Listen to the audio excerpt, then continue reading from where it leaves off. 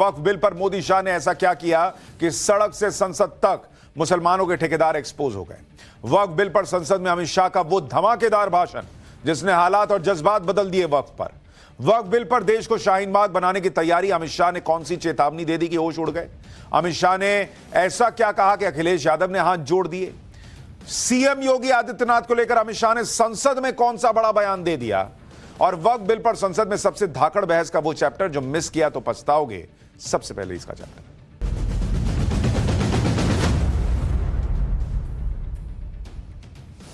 किसी भी लीडर के पास दो चीजें होना बहुत जरूरी है, कन्विक्शन और एग्जीक्यूशन।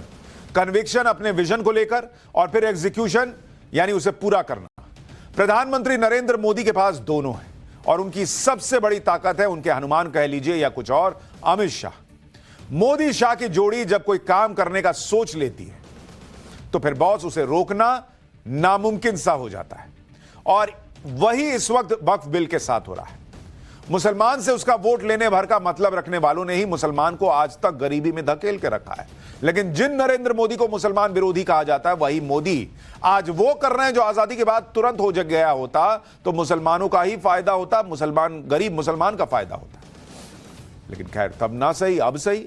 मोदी शाह ने मिलकर वक्फ बिल में जो संशोधन किए हैं और उस पर संसद में हो रही बहस से लेकर सड़क तक मुसलमानों के ठेकेदारों के बयान आपको आज सब बताने वाला हूं। मुसलमान और देश दोनों को पता चलना चाहिए कि कैसे मुसलमान को इस्तेमाल किया जा रहा था और यही इस्तेमाल अब मोदी रोक रहे हैं। आज वक्फ संशोधन बिल पर संसद में वो हुआ जिसने बरसों से मुसलमानों के वोट बटोरने वाली पार्टियों को पूरी तरह एक्सपोज कर दिया। कहा तो वक्फ संशोधन बिल पर पूरा इंडी गठबंधन इस मंशा के साथ आया था कि संसद में मोदी सरकार को घेर लेंगे, लपेट लेंगे। लेकिन पीएम मोदी और अमित शाह ने तो वक्त बदल दिया या कहिए वक्फ बदल दिया, वक्त बदल दिया, हालात बदल दिए, जज्बात बदल दिए और पीएम मोदी को घेरने उतरा विपक्ष खुद ही जाल में फंस गया और एक्सपोज हो गया। विपक्ष के झूठे मुस्लिम प्रेम की पोल खोल दी गई और संसद के बाहर वक्फ बिल के समर्थन में जश्न मना। भाई, मुसलमानों ने वक्फ बिल को मुस्लिम विरोधी बताने वाले नैरेटिव की हवा निकाल दी। आप देखिए ना भाई, मुसलमान नाच रहा है, मुसलमान जो है वो पटाखे फोड़ रहा है, मुसलमान लड्डू खिला रहा है एक दूसरे को। भाई वो कह रहा है कि मेरे को समझ में आ रहा है कि इन लोगों ने इस्तेमाल किया। लोग मुसलमान मोदी के पोस्टर लहरा रहे हैं, शुक्रिया मोदी जी लिखा हुआ है। कह रहे हैं कि सबसे बड़ी ईदी तो मोदी जी ने दी है। मुस्लिम महिलाएं सड़क पर आ गई बच्चियों के साथ कि मोदी जी ने बहुत बढ़िया काम किया, मोदी जी ने सौगात दी। वक्फ बिल पर यह जश्न इसलिए मनाया जा रहा है क्योंकि पीएम मोदी ने एक झटके में एक बिल से वक्फ की बरसों से चली आ रही मनमानी को खत्म किया है। जैसे पीएम मोदी ने नए वक्फ बिल में उस प्रावधान को खत्म कर दिया जिसमें किसी भी संपत्ति को वक्फ डिक्लेयर कर देने भर से उसे वक्फ मान लिया जाता था। पुराने बिल में वक्फ बाय यूजर के प्रावधान के जरिए किसी की प्राइवेट संपत्ति पर भी वक्फ का कब्जा हो जाता था। उस प्रावधान को ही मोदी सरकार ने चलता किया कि ना, ऐसा नहीं होगा कि आपने बोल दिया और हो गया, या वक्फ बाय यूजर आप इस्तेमाल कर रहे हैं तो हो गया। देश में ऐसी कई सरकारी संपत्तियां हैं जिन्हें या तो वोट के चक्कर में वक्फ बोर्ड को दे दिया गया या फिर वक्फ बोर्ड ने उस पर उंगली रख दी और संपत्ति को अपना बना लिया। नए बिल में ऐसे प्रावधान को भी टाटा बाय बाय कर दिया गया है। वक्फ बोर्ड और वक्फ ट्रिब्यूनल, रिटायर्ड जज, महिलाएं, पिछड़े मुसलमानों को जगह देकर बोर्ड और ट्रिब्यूनल की मनमानी को भी एक झटके में खत्म करने का प्रावधान है। यानी कोई भी मुंह उठाकर यह नहीं कह सकता कि संसद वक्फ की प्रॉपर्टी है, महाकुंभ वक्फ की जमीन पर हो रहा है, राष्ट्रपति भवन वक्फ की प्रॉपर्टी। अब यह नहीं चलेगा बॉस मोदी राज में। इसीलिए बौखलाहट में बिल के खिलाफ शाहीन बाग जैसी धमकी दी जा रही है कि भाई देश भर में शाहीन बाग बना देंगे, मुसलमान माफ नहीं करेगा, ऐसा डर दिखाया जा रहा है। लेकिन आज आपको देखना चाहिए कि इन लोगों को अमित शाह ने कैसे एक झटके में निपटाया। संसद से लेकर सड़क तक क्या क्या हुआ और क्या होना है आज आपको सब बताऊंगा। लेकिन पहले जो आज हुआ है उसका एक ट्रेलर देखिए। मेरे हिम्मत को तो सराहो, मेरे हमराही बनो, मैंने एक शम्मा जलाई है हवाओं के खिलाफ।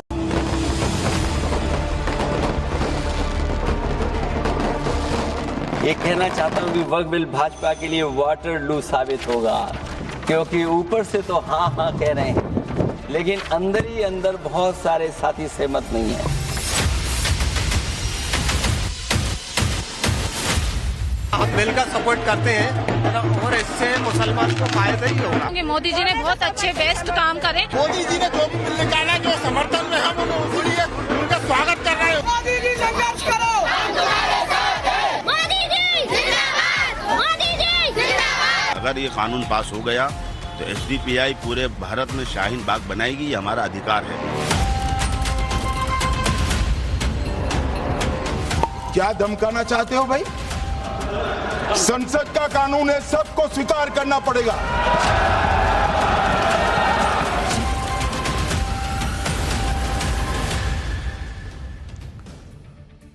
बहुत संसद से लेकर सड़क तक धुआं धक्कड़ हुआ है आज, और आज आपको पाठशाला को 1 मिनट भी मिस नहीं करना चाहिए। इतना बेहतरीन चैप्टर लेकर आया। कल जब सरकार ने वक्फ बिल संसद में पेश करने की मांग रखी तो विपक्ष कह रहा था कि ना 8 घंटा नहीं 12 घंटा चर्चा होनी चाहिए। तो लोगों को लगा कि बाप रे बाप, इनके पास लग रहा है बोलने के लिए बहुत कुछ है, बोलेंगे तो एकदम आग लगा देंगे, धज्जियां उड़ा देंगे वक्फ बिल की।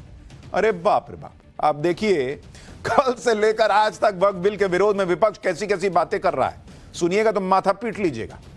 कल ये लोग कह रहे थे कि क्योंकि ट्रंप की टैरिफ वाली डेडलाइन खत्म होने वाली है तो उससे ध्यान भटकाने के लिए सरकार वक्फ बिल ला रही है। आज संसद में कह रहे हैं कि महाकुंभ की नाकामी छिपाने के लिए, बॉर्डर पर चीन के कब्जे को छिपाने के लिए वक्फ का मुद्दा उठाया। बाप रे बाप, यही सब करने के लिए इनको ज्यादा समय चाहिए था। कोई कह रहा है कि महंगाई, भ्रष्टाचार, बेरोजगारी से ध्यान भटकाने के लिए वक्फ बिल लाया गया है। काहे भाई, अगर 1% के लिए मान लें कि बहुत महंगाई, बेरोजगारी है, पब्लिक त्रस्त है, तो चुनाव तो ये जीत रहे हैं, इनको भटकाने की क्या जरूरत है। कोई कहने लगा कि वक्फ की संपत्ति तो ठीक है, सबसे ज्यादा संपत्ति तो देश में 5% अमीरों के पास है, उसके लिए कब बिल लाएंगे। तो तुम ले आते 70 साल में भाई, तुम्हारे समय में कोई अमीर आदमी नहीं था, और वो अमीर आदमी क्या कर रहा है, उंगली रख के ले रहा है क्या कि भाई रख दिया, ये हो गई मेरी संपत्ति। एक मुस्लिम सांसद तो कहने लगे कि वो राम जी के वंशज हैं, उन्हें मंदिर ट्रस्ट में शामिल किया जाए। आना जाओ भाई, आ जाओ। राम मंदिर बनाने के लिए लड़ाई नहीं लड़े, आज इनको याद आ रहा है कि हम राम जी के वंशज हैं। यही तो कह रहे थे लोग कई साल से कि राम जी का मंदिर बन जाने दो, सब तो राम जी के ही वंशज हैं। मतलब बहस वक्फ पर चलनी थी और विपक्ष के नेता इधर उधर आए बाएं साएं कर रहे थे, कह रहे हैं कि भटकाने के लिए लाए। अरे भाई, भटकाने के लिए लास्ट में लाता है आदमी कि संसद सत्र के शुरू में ले आता। ये सब जो ये हुआ ना, ये तभी होता है जब आपके पास मजबूत तर्क ना हो या तर्क का कोटा खत्म हो जाए। भाई आपको नहीं पता कि क्या एग्जाम में लिखना है तो आप क्या लिखते हैं कि निम्नलिखित चीजें ऐसे ऐसे करके कुछ भी भरना है पन्ना। तो वही विपक्ष आज पन्ना भर रहा था। जैसे आप अखिलेश यादव को सुनिए, वो वक्फ बिल पर बोलते बोलते महाकुंभ से लेकर चीन तक चले गए भाई। सुनिए एक बार अखिलेश यादव को। मैं भी स्वीकार करता हूं कि रेलवे की जमीन भी भारत की है, डिफेंस की भी जमीन भारत की है। क्या डिफेंस की जमीन नहीं बेची जा रही मंत्री जी? कितना हस्तक्षेप होता है वक्फ की जमीन से। अध्यक्ष महोदय, माननीय मंत्री जी बताएं, और मुझे उम्मीद है कि जब जवाब देंगे तो बताएंगे कि वक्फ की जमीन से बड़ा मुद्दा वो जमीन है जिस पर चीन ने अपने गांव बसा लिए हैं, लेकिन कोई बाहरी खतरे पर सवाल बवाल न करे, इसलिए ये बिल लाया जा रहा है। भाजपा एक अलोकतांत्रिक पार्टी है, वो असहमति को अपनी शक्ति मानती है। चीन ने जो जमीन कब्जाई थी वो तो नेहरू के समय में कब्जाई थी, तो क्या इसीलिए उसी समय से वक्फ को जो है ये करके चल रहे वक्फ बिल कि तब से लेकर अब तक कोई बात ही ना करे चीन पर। अभी कौन सा गांव बसा लिया भाई, अभी अभी लेटेस्ट, लेकिन चल रहा है मामला। बोलना वक्फ पे, बोल चीन पे रहे, बोल महाकुंभ पे रहे। विपक्ष तो इधर उधर की बात कर रहा था, लेकिन अमित शाह ने मुद्दे को भटकने नहीं दिया। अमित शाह ने क्लियर कट बताया कि क्यों मोदी सरकार इस बिल को ला रही है। अमित शाह फायर मोड में थे। उन्होंने साफ कहा कि वक्फ के नाम पर जो पैसों की चोरी चल रही है वो नहीं चलेगी बॉस। सुनिए अमित शाह ने वक्फ पर क्या कहा। मगर जो वक्फ बोर्ड है और वक्फ परिषद है, उसका काम क्या है? वक्फ की संपत्तियां मान्यवर बेच खाने वाले लोगों को पकड़कर इसके बाहर निकालने का। वक्फ के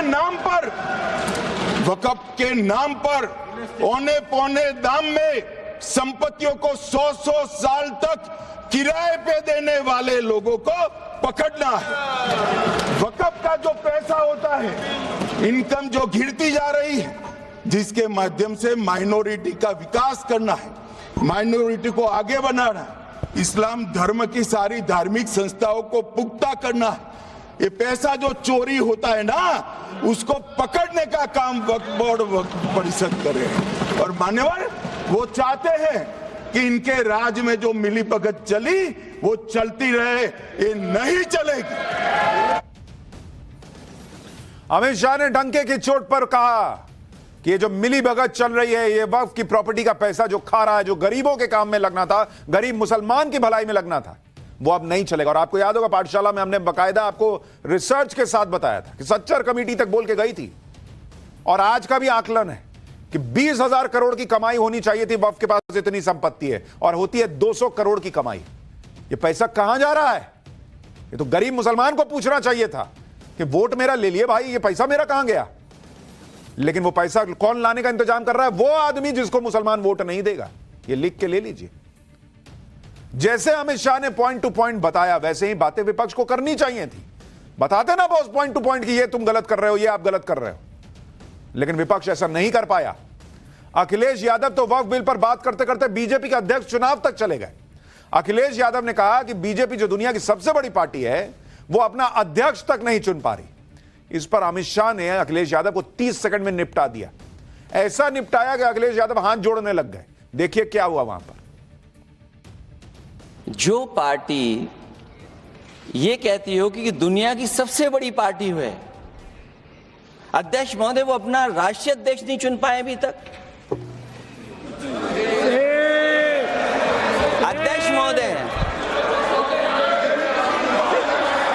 अध्यक्ष महोदय भारतीय जनता पार्टी क्या है? अखिलेश जी ने बहुत हंसते हंसते कहा है, इसको हंसते हंसते जवाब देना।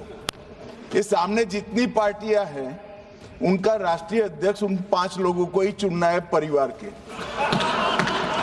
हमें माननीय अध्यक्ष जी करोड़ों सदस्यों में से 12-13 करोड़ सदस्य प्रक्रिया कर कर चुनना है तो देर लगती है। आपके यहाँ जरा भी देर नहीं लगेगी। मैं कह देता हूं अभी 25 साल तक आप अध्यक्ष हो जाओ, नहीं बदल सकता। मैंने आपको कहा ना, अमित शाह आजकल फायर मोड में चल रहे हैं। वो किसी को बख्शने के मूड में नहीं होते हैं कि भाई बीजेपी के अध्यक्ष की बात मत करो। लेकिन सवाल ये कि बीजेपी के अध्यक्ष का मुद्दा वहां उठ क्यों रहा था? अमित शाह ने अखिलेश यादव को बीजेपी अध्यक्ष चुनाव के मुद्दे पर डोज तो दिया ही, लेकिन अखिलेश यादव मानने वाले कहां थे? अमित शाह जब भाषण दे रहे थे तो अखिलेश यादव बीच बीच में कुछ ना कुछ बोल रहे थे। ऐसे ही अखिलेश यादव ने अमित शाह से कहा कि योगी जी के बारे में भी कुछ बोल दीजिए। इस पर अमित शाह के जवाब ने यूपी में अखिलेश यादव की उम्मीदों पर पानी फेर दिया। अभी आपको बाइट सुनाता हूं, ध्यान से सुनिएगा। पीछे से अखिलेश यादव की आवाज आएगी कि योगी जी पे भी कुछ बोल दीजिए, और उसके बाद सुनिए अमित शाह ने कैसे कड़ा और तगड़ा जवाब दिया।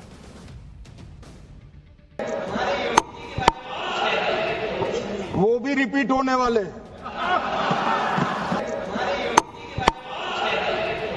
वो भी रिपीट होने वाले।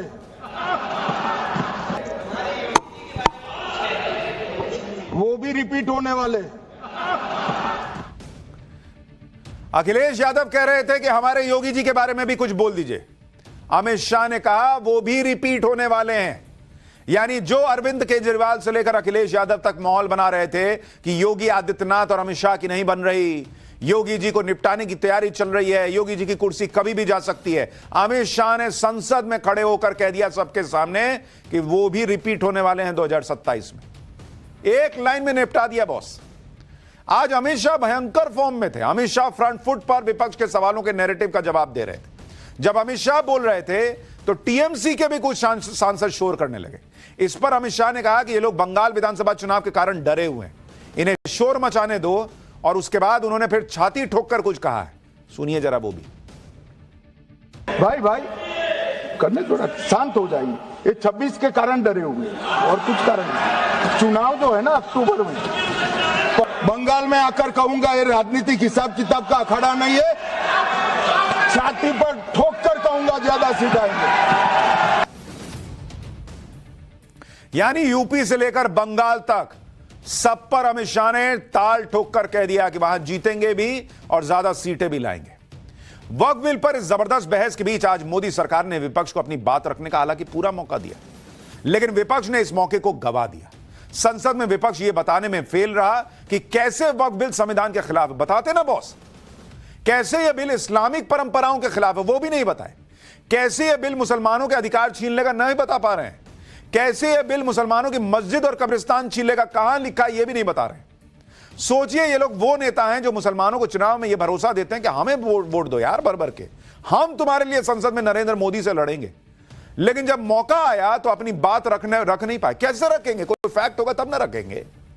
वक्फ बिल के विरोध में गजब गजब बातें चल रही हैं। कांग्रेस सांसद इमरान मसूद तो वक्फ बिल के विरोध में खुद को श्रीराम का वंशज बताने लग गए। वक्फ बोर्ड में गैर मुसलमानों के शामिल होने पर इंटरव्यू में इमरान मसूद ने कह दिया कि मुझे भी राम मंदिर के ट्रस्ट में शामिल करा दीजिए, मैं भी राम जी का वंशज हूं, कराओ राम मंदिर ट्रस्ट में शामिल, बताओ मुझे मैं राम जी का वंशज कैसे नहीं हूं। तो ये तब नहीं समझ में आ रहा था जब इतने दिन से राम भक्त कह रहे थे कि वहां से मस्जिद हटाइए और यहां राम मंदिर बनाइए, तब राम जी के वंशज नहीं थे। अब ट्रस्ट में शामिल होना है तो राम जी के वंशज हो गए। इमरान मसूद गजब का तर्क दे रहे हैं। अगर वाकई वो राम जी के वंशज हैं तो उनको ये भी बताना ना चाहिए कि राम मंदिर की कानूनी लड़ाई लड़ रहे थे तब कहां थे आप, जब यूपीए सरकार के समय कहा जा रहा था कि भाई वो तो काल्पनिक पात्र हैं प्रभु श्री राम, तब क्यों नहीं लड़ाई लड़े कि मैं राम जी का वंशज हूं, मैं हूं तो राम जी कैसे काल्पनिक हो सकते हैं। आज संसद में भी इमरान मसूद ने क्या दलीलें दी हैं, जरा वो भी सुनिए। वक्फ बोर्ड के अंदर पूरा का पूरा बहुमत गैर मुस्लिम भाइयों का हो जाएगा। मुझे इससे मतलब नहीं, क्योंकि मैंने अभी कहा कि भाई आप दूसरे जो ट्रस्ट हैं या जो दूसरे धर्म के ट्रस्ट हैं उनके अंदर क्या आप दूसरे धर्म के लोगों को शामिल करने की अनुमति देंगे? नहीं है।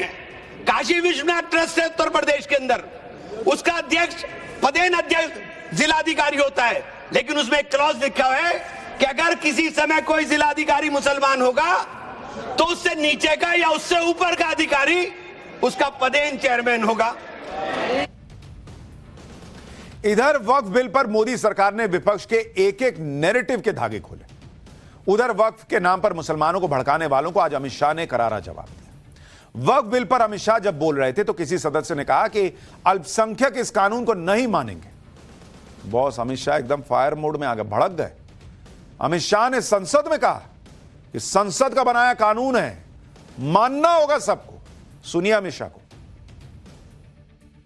यहां एक सदस्य ने तो कह दिया, एक सदस्य ने कह दिया माइनॉरिटी इस कानून को स्वीकार नहीं करेगी। क्या धमकाना चाहते हो भाई? संसद का कानून है, सबको स्वीकार करना पड़ेगा। स्वीकार नहीं करेंगे मतलब क्या है? कैसे बोल सकते हैं कोई हम कानून को स्वीकार नहीं करेंगे? एक कानून भारत सरकार का है, हर एक पर बंधन करता होगा और इसको स्वीकार करना पड़ेगा। अमित शाह ने वक्फ बिल पर भ्रम फैलाने वाले नेताओं को भी लपेटे में लिया। अमित शाह ने कहा कि जैसे आज वक्फ बिल पर झूठ बोला जा रहा है, इसी तरह सीए और 370 के मुद्दे पर भी झूठ फैलाया गया था ताकि मुसलमानों को डरा डरा कर उनसे वोट ले लिया जाए।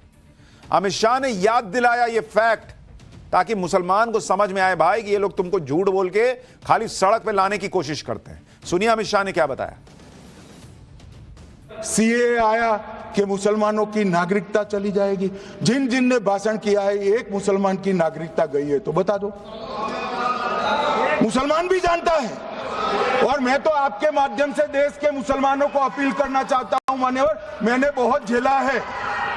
ये कहते थे कि सीए कानून मुसलमानों की नागरिकता लेने 2 साल हो गए, एक भी मुसलमान की नागरिकता गई है तो सदन के पटल पर रखी। कितना झूठ फैलाया इन्होंने। मान्यवर, धारा 370 हटाई। ये कह रहे थे मुसलमानों का ये हो जाएगा वो हो जाएगा, फिर से उमर अब्दुल्ला जीत कर आज शासन कर रहे हैं। आतंकवाद समाप्त हो गया, विकास शुरू हो गया, पर्यटन बढ़ गया। मान्यवर, एक कांग्रेस पार्टी और उसके साथियों ने मुसलमान भाइयों को डरा डरा कर अपनी वोट बैंक खड़ी करने का काम किया।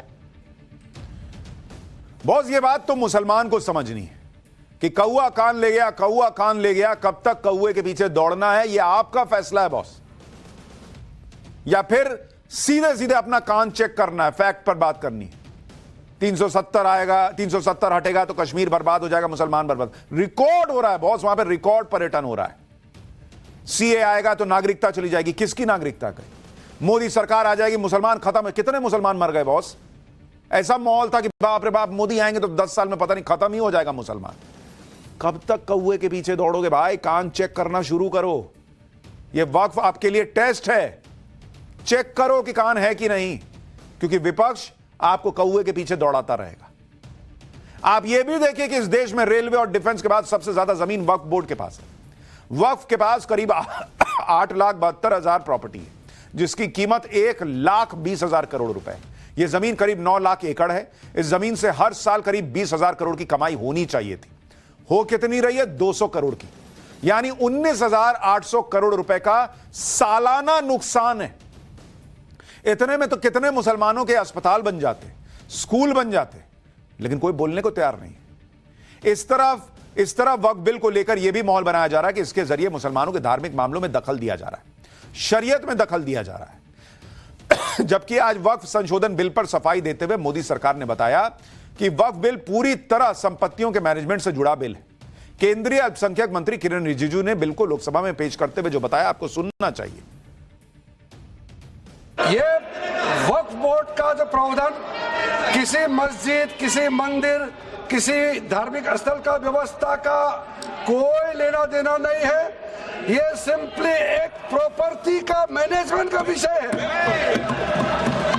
ये कोई मुसलमान अपना ज़कात देता है, फितरा देता है, उसको हम पूछने वाला कौन होते हैं? ये आपका धार्मिक भावना से जुड़े हुए चीज है, उसमें सरकार का कोई लेना देना नहीं है। मोदी सरकार का साफ कहना है कि वक्फ का मामला धर्म से जुड़ा हुआ है ही नहीं, लेकिन इसे जानबूझकर इस्लाम के धार्मिक रिवाजों से जोड़ा जा रहा है। वक्फ बिल के विरोध में एक तर्क यह भी दिया जा रहा है कि जैसे हिंदुओं और सिखों की धार्मिक संस्थाओं को अधिकार मिले हैं, वैसे ही अधिकार वक्फ को मिले हैं। और अगर वक्फ के अधिकारों पर कैंची चल रही है, तो क्या ऐसे ही हिंदुओं और सिखों के धार्मिक संस्थाओं पर भी कैंची चलेगी? All India Muslim personal law board के सदस्य क्या कह रहे हैं, सुनिए, फिर बताता हूं कि हिंदुओं के पास क्या अधिकार है। हिंदू इंडाउमेंट्स हैं या जो सिख इंडाउमेंट है, they are getting same provision, same protection, what protection is given to the waqf properties. तो आप अगर हमारे यहां तब्दीली कर रहे हैं, तो क्या आप ये कहना चाहते हैं कि आप हिंदू इंडाउमेंट के अंदर भी तब्दीली करेंगे? क्या आप ये कहना चाहते हैं कि सिख इंडाउमेंट में तब्दीली करेंगे? जब आप वहां नहीं कर रहे हैं, यहां कर रहे हैं, तो it means it is discriminatory. एक तो इनका लॉजिक समझ में नहीं आता। जो हिंदू के साथ नहीं कर रहे हो वो मेरे साथ मत करो, तो फिर जो हिंदू के साथ हो रहा है वो आपके साथ होना चाहिए। अगर यूनिफॉर्म सिविल कोड हिंदू मानने को तैयार है तो आपको भी मान लेना चाहिए। फिर वहां क्यों आप लड़ाई लड़ते हैं? नहीं, हम तो शरिया मानेंगे। हिंदू जो है, अगर वो अपनी लड़ाई लड़ सकता है मंदिर को हासिल करने की कानूनी लड़ाई, तो आप भी वक्फ की लड़िए। और कह रहे हैं कि इंडोमेंट एक्ट के तहत हिंदुओं के पास जो है वही पावर है जो वक्फ के पास है। कौन सी पावर है बॉस? कौन सा हिंदू ट्रिब्यूनल आपने सुना है? कौन सा सिख ट्रिब्यूनल आपने सुना है? पहले तो यह समझिए कि हिंदू इंडाउमेंट क्या है, जिसका जिक्र all India Muslim personal law board ने आज किया। क्या हिंदू संस्थाओं को वाकई उतनी ताकत मिली हुई है जितनी वक्फ बोर्ड के पास है?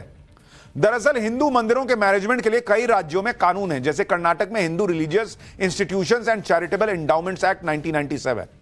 इस कानून के जरिए हिंदू मंदिरों, मठ और अन्य हिंदू प्रॉपर्टी का मैनेजमेंट होता है। इसी एक्ट के सेक्शन 23 और 25 के जरिए सरकार मंदिरों को संचालित करती है बॉस। कर्नाटक में 1,80,000 मंदिर हैं, जिसमें से 34,500 मंदिर सरकार चला रही है। यही नहीं, इन मंदिरों से मिलने वाला टैक्स भी सरकार के खजाने में चला जाता है।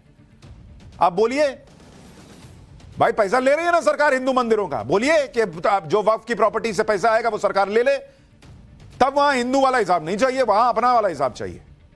हिंदू एंडाउमेंट एक्ट के जरिए सरकार हिंदू मंदिरों को कंट्रोल करती है, उसके मैनेजमेंट में दखल देती है। हिंदू एंडाउमेंट एक्ट में ऐसा कोई प्रावधान नहीं है कि हिंदू संस्था जहां उंगली रख देगी वो जमीन उसकी हो जाएगी, जैसे वक्फ के मामले में। क्या बात करते हैं बॉस? वक्फ बिल पर बहस के दौरान विपक्ष को सबसे ज्यादा मिर्ची वक्फ कानून की धारा 40 को लेकर लग रही है, जिसे नए बिल में पूरी तरह खत्म कर दिया गया। यह वही धारा है जिसके जरिए वक्फ बोर्ड देश में जिस भी जमीन पर हाथ रख देता था हो जाता थी उसकी। वक्फ की मौजूदा कानून की धारा 40 वक्फ बोर्ड और ट्रिब्यूनल को किसी संपत्ति को अपनी जमीन घोषित करने की ताकत देता था। इसी धारा में यह भी प्रावधान है कि वक्फ ट्रिब्यूनल के फैसले के खिलाफ देश की किसी अदालत में कोई अपील नहीं की जा सकती। लेकिन सरकार ने जो बिल संसद में पेश किया है, उसके पास होने के बाद वक्फ कानून की धारा 40 इतिहास बन जाएगी और वक्फ की मनमानी पर रोक लग सकेगी। नए बिल में प्रावधान है कि किसी भी जमीन को वक्फ संपत्ति घोषित नहीं किया जा सकेगा। वक्फ ट्रिब्यूनल के फैसले को अंतिम नहीं माना जाएगा। वक्फ ट्रिब्यूनल के फैसले के खिलाफ 90 दिन के अंदर हाईकोर्ट में आप जा सकते हैं, अपील कर सकते हैं। यानी वक्फ को मनमानी का लाइसेंस देने वाला मौजूदा वक्फ कानून और उसकी धारा 40 पर किरण रिजिजू ने कहा कि भाई ये नहीं चल सकता इस देश में। सुनिए एक बार उन्होंने क्या बताया। जो सेक्शन 40 सबसे ड्रैकोनियन प्रोविजन इस एक्ट में था तो सेक्शन 40 था।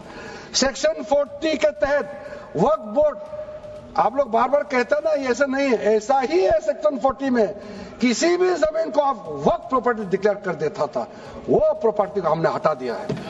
वो कोई भी जमीन को वक्फ प्रॉपर्टी डिक्लेयर करके फिर किसी गरीब के लिए नहीं करना है। वो लोग, कुछ लोग, चंद लोग अपने के लिए, अपने फायदा के लिए इस्तेमाल करते हैं। ओवैसी मैं तो नाम नहीं लूंगा, लेकिन सर ये प्रावधान को इतना मिसयूज हुआ, इसलिए तो इतना लाखों प्रॉपर्टी की संख्या बढ़ गई। मौजूदा वक्फ कानून की धारा 40 ही वक्फ बोर्ड में घोटालेबाजी की जड़ बताई जा रही है। इसी धारा का दुरुपयोग करके वक्फ बोर्ड ने बड़े पैमाने पर जमीन हथियाने का काम किया, यह आरोप लगा। अब नए बिल में इस धारा को खत्म कर दिया गया है तो विपक्ष को बुरा लग रहा है। टीएमसी के सांसद कल्याण बनर्जी ने तो यहां तक कह दिया कि अगर धारा 40 हटा दी गई तो फिर वक्फ बोर्ड को रखने का कोई मतलब ही नहीं है। सुनिए। Clause 20 of the bill amending of section 40 of the original act. If section 40 is deleted, madam, the waqf board power itself will be teethless doll. If section 40 is amended and section 40 is taken away, the waqf board will be a teethless doll only. If section 40, then there is no necessity to keep the waqf board itself. Do not keep it. आप सोचिए boss, मुस्लिम vote के लिए लोग किस level पे जाने को तैयार है। कोई भी आदमी सुनेगा तो कहेगा ये कैसे नियम हो सकता है बॉस, कि आप जहां उंगली रख दोगे वो आपकी हो जाएगी और फिर उसको जो है ट्रिब्यूनल ने जो कह दिया आप ऊपर अपील नहीं करोगे। और टीएमसी के सांसद कह रहे हैं कि यही पावर दो वक्फ बोर्ड को, नहीं तो फिर कोई मतलब नहीं उसका। ये ऐसा क्यों कह सकते हैं पता है आपको? क्योंकि इनको पूरी गारंटी है कि इनके घर पर वक्फ दावा नहीं करेगा। जिस दिन अपना घर जाने पर आएगा ना, तब इनको पता चलेगा कि जिसके गांव पे पूरा दावा ठोक दिया जाता है, जिसकी मंदिर पे ठोक दिया जाता है, जिसके घर पे ठोक दिया जाता है, उस पे क्या बीतती है। आप वक्फ बिल पर विपक्ष की हिपोक्रेसी देखिए बॉस। अखिलेश यादव अपनी राजनीति चमकाने के लिए तो हिंदुओं को जाति में बांट देते हैं कि ना जाति का जनगणना कराओ, लेकिन जब मोदी सरकार ने वक्फ बोर्ड में मुसलमानों की सभी जातियों के प्रतिनिधियों को शामिल करने का प्रावधान कर दिया तो अखिलेश यादव को यह बात अब फूटी आंख नहीं सुहा रही है।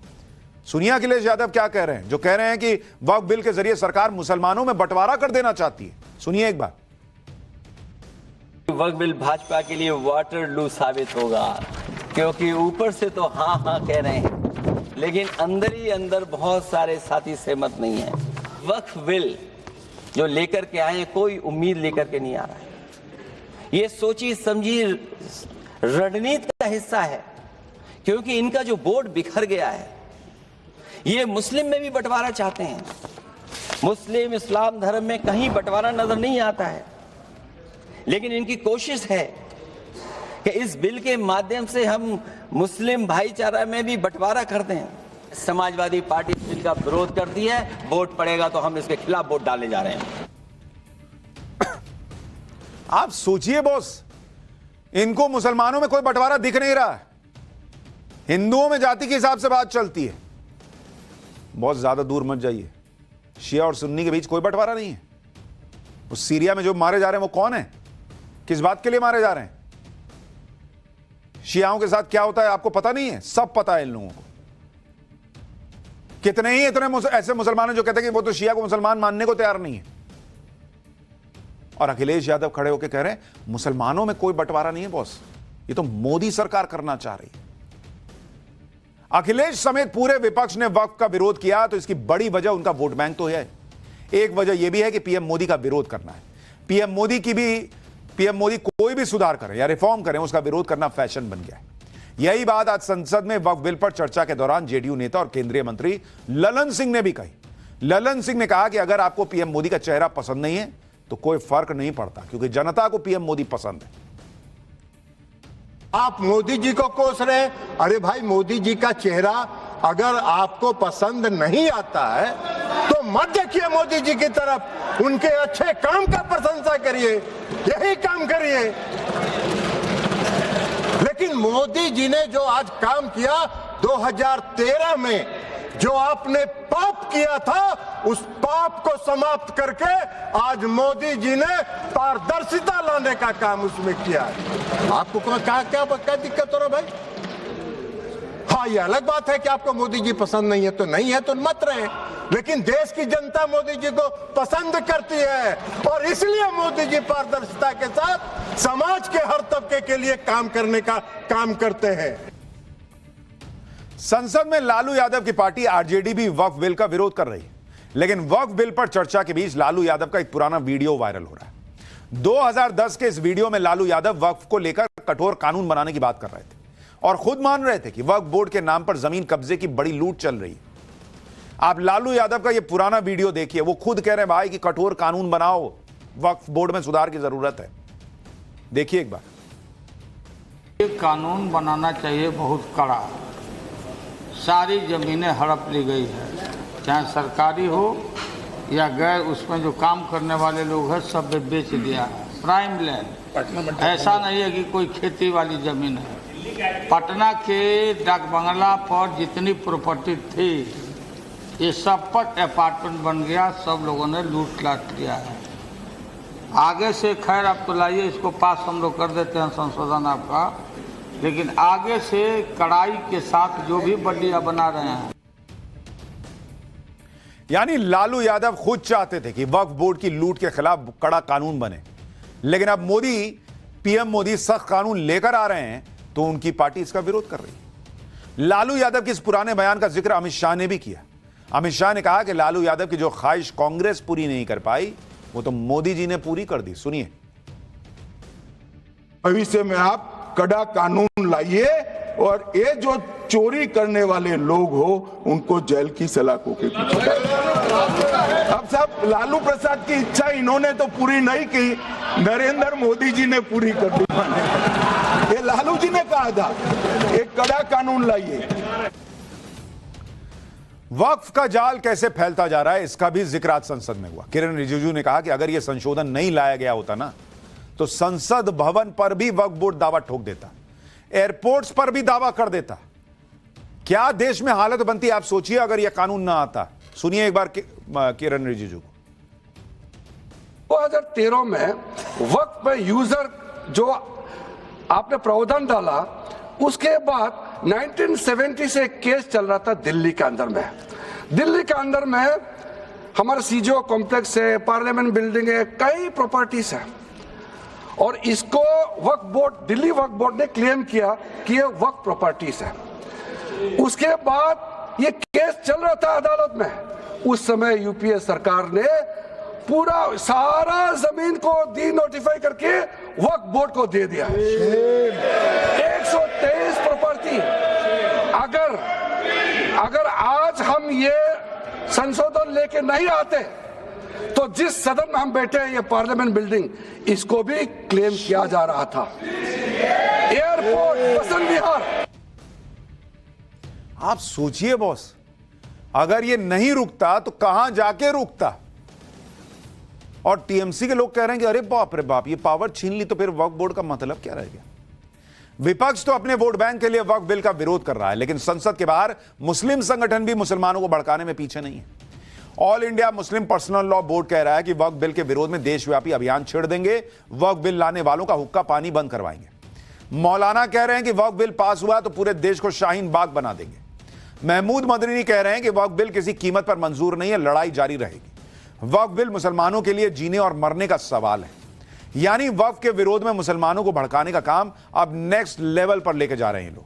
जरा इन लोगों को सुनिए एक बार। बिल्कुल, हमने इसके पहले भी जब CNRC को लागू करना चाहा तो हमने उसके लिए शाहीन बाग दिल्ली में बना, तो दूसरा शाहीन बाग हमारा बॉम्बे में भी बना। ये खाली मुसलमानों का मामला नहीं है, इसके बाद में आदिवासी है, आदिवासी के बाद में हमारे सिख भाई हैं, सिख भाई के बाद में क्रिश्चियन भाई हैं। तो ये सोचो कि आज हमारी बारी है, कल उनकी बारी है। अब ये उन्होंने अपना काम किया है, अब आने वाले वक्तों में इंशाअल्लाह ताला मुसलमान एक तौर पर काम करेगा और मुसलमान अपना काम करेगा। बिल लाना हिफाजत नहीं बल्कि उसको खत्म करने के लिए हो तो मुसलमान कभी भी उसको बर्दाश्त नहीं करे। इससे पहले वक़्फ़ में तरमीमात हुई हैं, लेकिन जो हुई हैं वो हिफाजत के लिए है। अब जो हो रही है हिफाजत नहीं, इसको खत्म करना है, इसलिए उसका विरोध कर रहे हैं। शाहीन बाग का जिक्र किया, क्या अहमदाबाद में भी शाहीन बाग बना? शाहीन बाग पूरे भारत में बनेगा। अगर ये कानून पास हो गया तो एसडीपीआई पूरे भारत में शाहीन बाग बनाएगी। ये हमारा अधिकार है। किसानों का बिल अगर वापस हो सकता है तो वक़्फ़ बिल भी वापस जा सकता है। अब सरकार कान खोल के सुन ले कि ये विरोध शुरू हो चुका है, सड़कों से लेकर संसद तक चलने वाला है, तो ये बिल वापस ले उसमें ही बेहतरी है। वक्फ बिल में बदलाव क्या हुआ? आज मुस्लिम संगठन धमकियां देने पर आ गए कि भाई पूरे देश में कर देंगे शाहीन बाग जैसा हाल, जबकि वक्फ के पास मौजूदा वक्त में 9 लाख एकड़ से ज्यादा जमीन है। जबकि दूसरी तरफ राम मंदिर के लिए अयोध्या में जमीन की लड़ाई सिर्फ 2.7 एकड़ की थी। 2.7 एकड़, 3 एकड़ जमीन भी नहीं थी। उसके लिए भी हिंदुओं को 500 साल का इंतजार करना पड़ा और दशकों तक की कानूनी लड़ाई लड़नी पड़ी। हिंदुओं से कंपैरिजन होता है। 3 एकड़ की जमीन रामलला को दिलाने के लिए 500 साल की लड़ाई लड़ी हिंदुओं ने, कानूनी लड़ाई लड़ी बॉस। और यहां 9 लाख एकड़ की जमीन लेकर बैठे हैं और कह रहे हैं कि अरे और अभी जहां उंगली रखेंगे वहां रखेंगे, वो होगी, कोई उसको बदल नहीं सकता। ये क्या हिसाब है भाई? मुसलमानों के साथ ऐसा कुछ भी नहीं हो रहा है, फिर भी मुस्लिम संगठन धमकियां दे रहे हैं।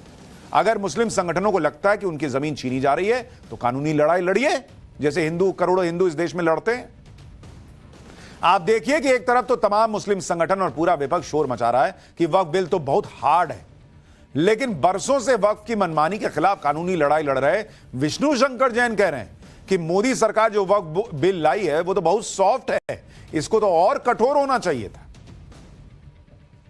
क्योंकि जेपीसी की ओर से गठित जो टीम बनाई गई थी उसमें भी आप थे, आपने क्या कुछ प्रपोजल वहां पे दिया था? क्या कुछ खत्म होना चाहिए और क्या कुछ ऐड ऑन होना चाहिए? देखिए, हमारे सबसे प्रपोजल का सबसे महत्वपूर्ण बिंदु ये था कि जो संपत्ति गलत रूप से वक्फ की संपत्ति घोषित हो गई है वो वापस आए और उसके लिए एक पूरा मैकेनिज्म बने। अब ये जो अमेंडमेंट बिल आया है, मैं ये मानता हूं कि ये अधूरा है, क्योंकि जो संपत्ति गलत ढंग से वक्फ की घोषित हो गई है उसमें सिर्फ सरकारी संपत्ति को वापस लेने का प्रावधान बनाया गया सेक्शन 3C में। वैसा प्रावधान किसी और धर्म, मत, मजहब और सोसाइटी या ट्रस्ट की संपत्ति के लिए नहीं बनाया गया है। तो ये मेरा विरोध है और वो विरोध मैंने दर्ज कराया है। वक्फ बिल पर एक तरफ मौलाना और मुस्लिम संगठन भड़काने में जुटे हैं, दूसरी तरफ आम मुसलमान वक्फ बिल के लिए पीएम मोदी का शुक्रिया कर रहा है।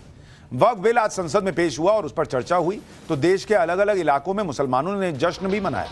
मुसलमानों ने मिठाई बांटकर अपनी खुशी भी जाहिर की। कहीं ढोल नगाड़े बजाए गए, कहीं दिल्ली में निजामुद्दीन दरगाह के पास पीएम मोदी के पोस्टर पर लोगों ने माला पहनाई भाई, और ढोल बजाते हुए वक्फ बिल का समर्थन किया। यहां पर आए मुसलमानों ने कहा कि वक्फ के नाम पर जिन लोगों ने जमीनों पर कब्जा किया है अब उनके दिन पूरे हो गए। सुनिए एक आम मुसलमान क्या कह रहा है वक्फ बिल को लेकर। कम से कम आज मोदी जी ने सूद तो ली, इसकी सूद लेंगे, जो इससे रेवेन्यू आएगा वो मुसलमानों के ऊपर खर्च किया जाएगा। आज अगर आप देखें वक्फी जो भी प्रॉपर्टी है, जो बेनिफिट उठा रहे हैं, वो उस एरिया के सबसे ज्यादा रसूखदार लोग उठा रहे हैं। हर जगह हमें आगे रखा जा रहा है, इसलिए जो महिलाएं घर में नहीं बोल पाती थी आज वो सड़क पे खुलेआम बोल रही हैं। परेशानी उन लोगों को हो रही है जिन्होंने भ्रष्टाचार करा और भ्रष्टाचार की उस जमीन के ऊपर अपना महल खड़ा कर लिया। अब वो महल जल्दी बिल्डोजर बाबा की मदद से वो महल टूटेंगे। तो भूमाफियों का कब्जा था, वक्फ बोर्ड की जमीन से उनको छीना जाएगा। इसीलिए घबराए हुए हैं कि उनका बुर्का फटने वाला है, उनकी असलियत सामने आने वाली है। देहरादून में भी इसी तरह से मुसलमानों ने वक्फ बिल को लेकर जश्न मनाया। देहरादून में भी लोगों ने कहा कि मोदी सरकार ने बहुत अच्छा काम किया है, यह काम पहले हो जाना चाहिए था। जो लोग वक्फ की संपत्तियों पर कब्जा करके बैठे हैं वो तानाशाही कर रहे हैं, लेकिन मोदी सरकार के बिल से अब गरीब मुसलमानों का फायदा होगा। सुनिए कुछ और मुसलमानों को, देहरादून के मुसलमानों को। हमें लगता है अगर कोई सही के लिए कोई चीज हो रही है तो उसका होना अच्छा है। 20-20 साल से लोग किराया नहीं दे रहे हैं, एक स्कूल चल नहीं पाता है और उसके बाद अपने तानाशाही कर रहे हैं। तो ये मोदी सरकार का कदम मेरी नजर में बहुत अच्छा कदम है। गरीबों को तो इसका फायदा मिल ही नहीं रहा है, गरीबों को फायदा मिलना चाहिए कि इस पे तो ऐसी चीज बननी चाहिए जो आम मुसलमान के, गरीब के काम है, जैसे कि हॉस्पिटल, जैसे कि स्कूल, जैसे कि कोई ट्रस्ट, कोई वेडिंग पॉइंट। एक जगह की बात नहीं है बॉस, भोपाल में तो बड़ी संख्या में मुस्लिम पुरुष और महिलाएं वक्फ बिल के समर्थन में सड़क पर आ गए। ढोल नगाड़ों के साथ इन सभी ने वक्फ बिल के समर्थन में जश्न मनाया। महिलाओं और बच्चियों के हाथ में पीएम मोदी की तस्वीरें थी, सभी पीएम मोदी जिंदाबाद के नारे लगा रहे थे। देखिए कैसे वक्त और हालात और जज्बात बदल रहे हैं। ये भोपाल के मुसलमानों को देखिए।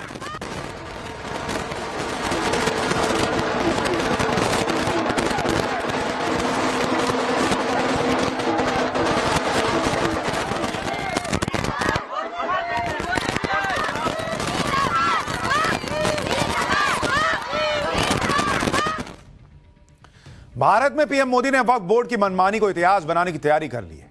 भारत में एक इकोसिस्टम इस पर बौखलाया हुआ है, लेकिन फिक्र में पाकिस्तान अलग पगलाया हुआ है। बिल को लेकर भारत का विपक्ष तो अपनी राजनीतिक रोटियां सेक ही रहा है, उधर पाकिस्तान को भी मौका दिख रहा है कि कैसे यहां के मुसलमानों में आग लगा दे। पाकिस्तान जो है वो भाई गला जा रहा है कि अरे बाप रे बाप, वहां हिंदुस्तान में क्या हो रहा है। खुद की हालत ऐसी है कि कब टूट जाए पता नहीं। कटोरा लेके भीख मांग मांग के देश चल रहा है। भारत की संसद में वक्फ संशोधन बिल पर बहस हो रही है, लेकिन इसकी गूंज पाकिस्तान तक सुनाई दे रही है। जैसे भारत में एक इकोसिस्टम वक्फ संशोधन बिल को मुसलमानों की जमीन छीनने की साजिश बता रहा है, ऐसी ही भाषा पाकिस्तान के लोग भी बोल रहे हैं।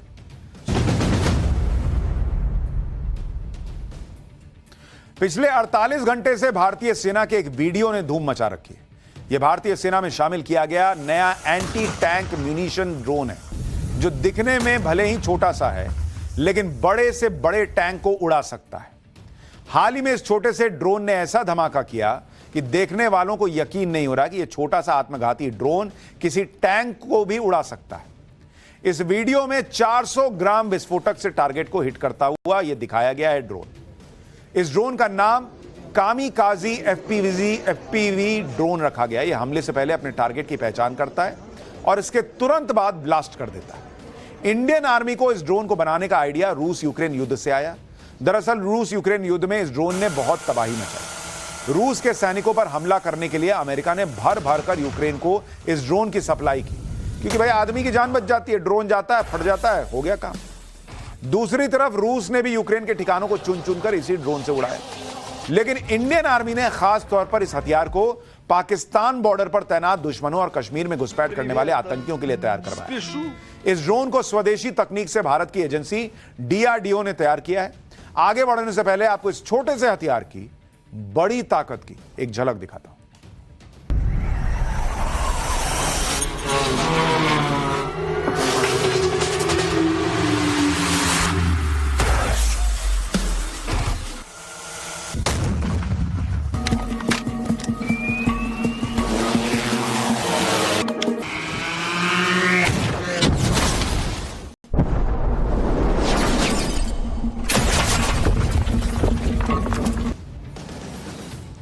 इसका नाम कामिकाजी ड्रोन है।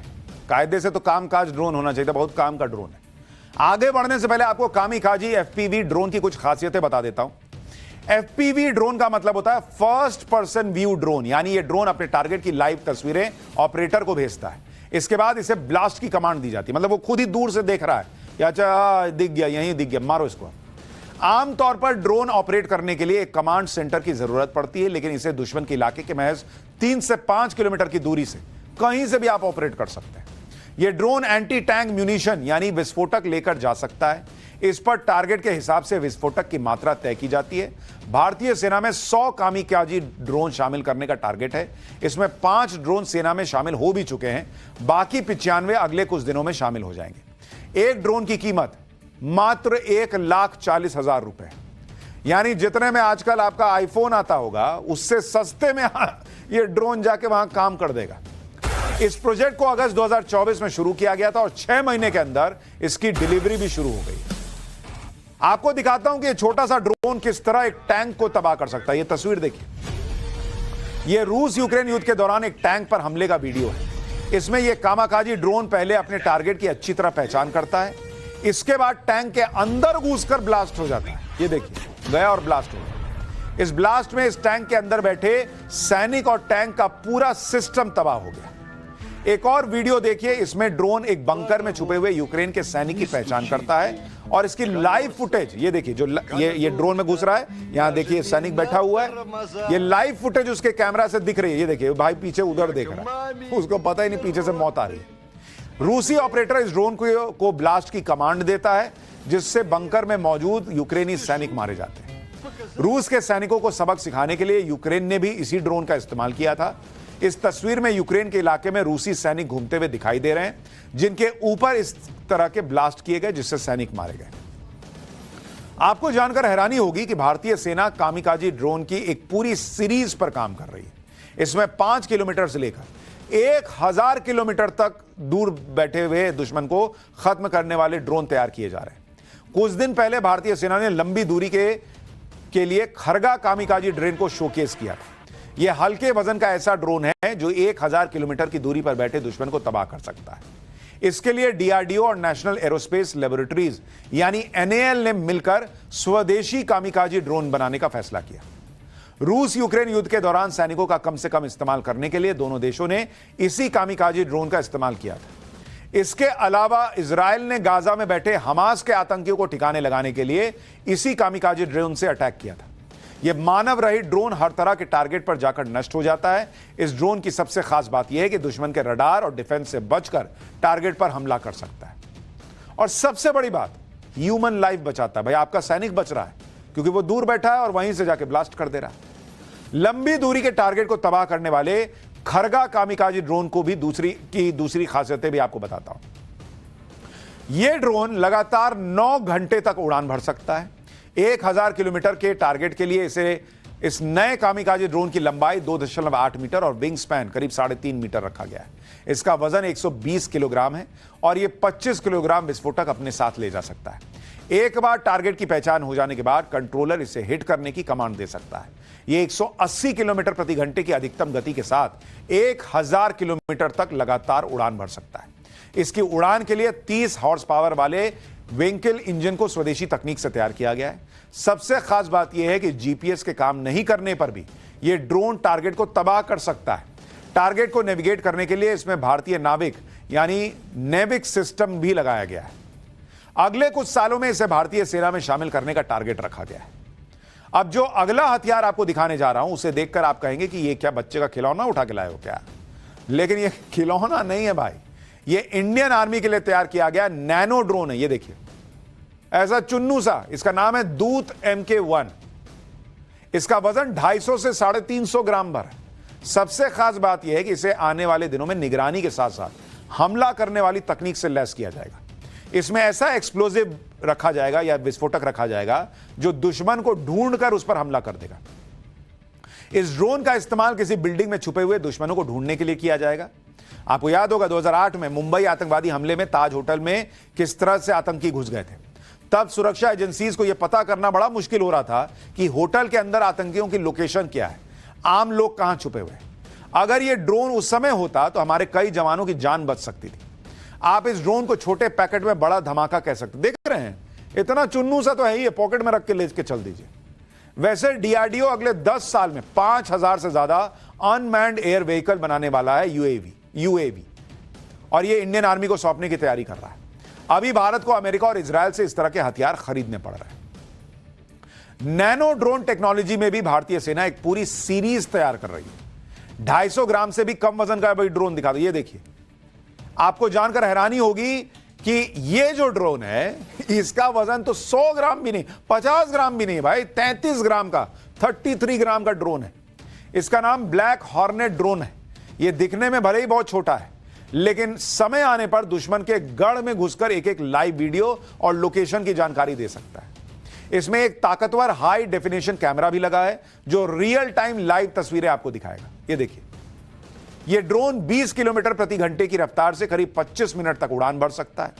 खास बात यह है कि बिना आवाज किए बिल्डिंग में छिपे आतंकियों की सटीक लोकेशन तक बता सकता है। यानी भारत की ताकत लगातार नरेंद्र मोदी सरकार बढ़ा रही है।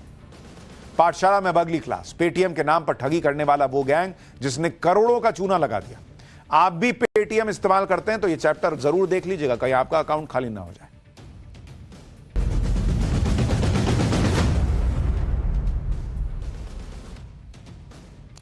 ऑनलाइन जालसाजी और साइबर ठगी के इतने मामले सामने आ रहे हैं कि लोग पहले से ज्यादा अलर्ट हो गए हैं। लेकिन जैसे ही लोगों को लगता है कि वो अब ठगों की सारी चाल जान चुके हैं तो ठग भी नया तरीका लेके आते हैं और लालच दिखाकर जेब काट देते हैं।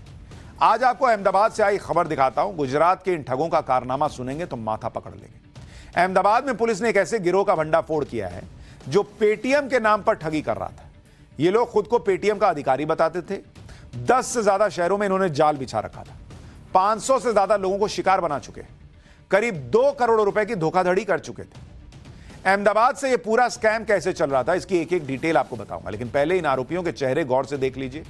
पुलिस की गिरफ्त में आने के बाद इनके चेहरों का नूर गायब हो गया है। चेहरे ऐसे लटके हुए हैं जैसे कारोबार में बड़ा नुकसान हुआ। लेकिन इनके चेहरों पर मत जाइए, क्योंकि इनमें से कोई एमसीए है, किसी ने आईटीआई किया हुआ है, कोई बीकॉम कर रहा था, इनमें से कोई अपना काम धंधा कर रहा था तो नौकरी कर रहा था कोई। लेकिन जल्दी पैसा कमाने के चक्कर में ये लोग जो है वो अब सलाखों के पीछे पहुंच गए। अहमदाबाद साइबर क्राइम ने इस गैंग और इनके स्कैम को लेकर जो खुलासा किया वो बड़ा चौंकाने वाला है। ये आरोपी कम पढ़े लिखे दुकानदारों को अपना निशाना बनाते थे। दुकानदारों के पास जाकर खुद को पेटीएम का अधिकारी बताते। पेटीएम साउंड बॉक्स को मुफ्त में देने का लालच देते थे।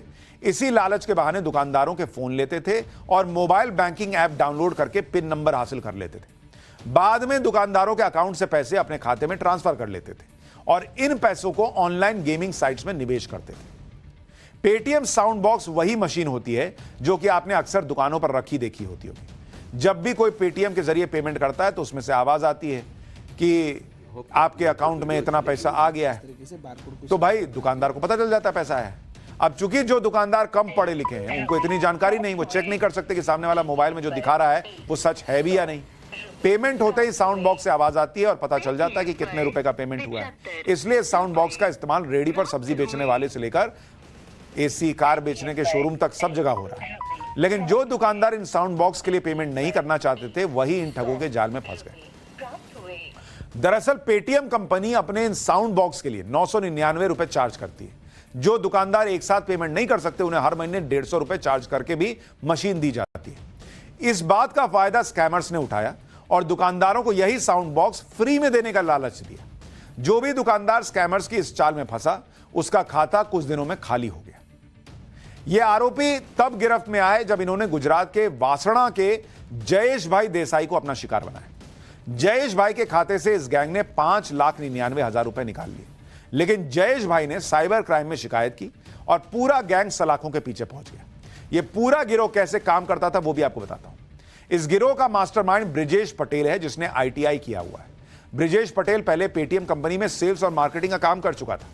गोविंद खटीक बीकॉम कर रहा है और मशीनरी फैक्ट्री में काम करता था। पराग मिस्त्री एक बैंक में सॉफ्टवेयर इंजीनियर के रूप में काम कर रहा था। वो गिरोह के लिए अलग अलग लोगों के बैंक अकाउंट की जानकारी जुटाने का काम करता था। राकेश पटेल आईटीआई करने के बाद घर से ही मशीन प्रोसेसिंग का काम करता था, मशीन प्रोग्रामिंग का। राकेश पटेल मुख्य आरोपी के साथ मिलकर दुकानों में जाकर नजर रखता था। आरोपी deluxe Suthar online gaming sites में ठगी से मिले पैसे को मैनेज करने का काम करता था। यानी यह पूरा सिस्टम चल रहा था, मतलब अपने आप को पेटीएम का अधिकारी बताया और लूट लिए जो उतनी जानकारी नहीं रखता। लेकिन हमेशा याद रखिए, फ्री की चीज कभी फ्री की नहीं होती, तो ऐसे चक्कर में मत पड़िए। फिलहाल ब्रेक के बाद पाठशाला में आपका फिर से स्वागत है। वक्फ बिल पर संसद में चर्चा जारी है। वक्फ बिल पर लोकसभा में थोड़ी देर में वोटिंग होने वाली है। दोपहर 12 बजे से वक्फ बिल पर यह चर्चा चल रही है। आज ही लोकसभा से यह बिल पास कराया जाएगा। वक्फ बिल कल राज्यसभा में इसे पेश किया जाना है। 4 अप्रैल को संसद सत्र का आखिरी दिन है और अब से बस थोड़ी देर में लोकसभा में वक्फ बिल पर वोटिंग होनी है। माना जा रहा है कि मोदी सरकार के पास इस बिल को पास कराने के लिए नंबर ऑलरेडी मौजूद है, लेकिन कौन किधर वोट करेगा यह देखना दिलचस्प होगा और हम आपको वोटिंग लाइव दिखाएंगे नव भारत पर। तो